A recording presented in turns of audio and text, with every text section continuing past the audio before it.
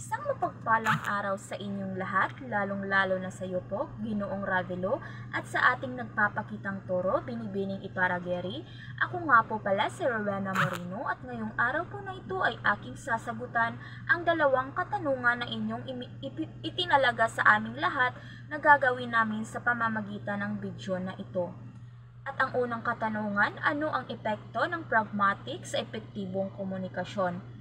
Ito po ang aking sagot batay sa aking sariling pagpapakahulugan. Ano ang kahalagahan ng pragmatic sa epektibong komunikasyon? Ito po ay nagbibigay ng kahulugan sa bawat salita at kilos ng isang tao sa isang partikular na konteksto o sa isang partikular na lugar na kung saan ito po ay nagbibigay ng pagpapakahulugan nang sa ganun ay madaling maunawaan natin ang bawat sinasambit ng ating mga kausap sa araw-araw. Ito po ay nagpapadali sa usapin o komunikasyon o pakikipagkomunikasyon natin sa bawat isa nang sa ganun ay hindi tayo magkakaroon ng hindi pagkakaunawaan. Sa ikalawang katanungan naman, ano ang kahulugan o ano ang epekto ng di-verbal na komunikasyon sa pragmatikong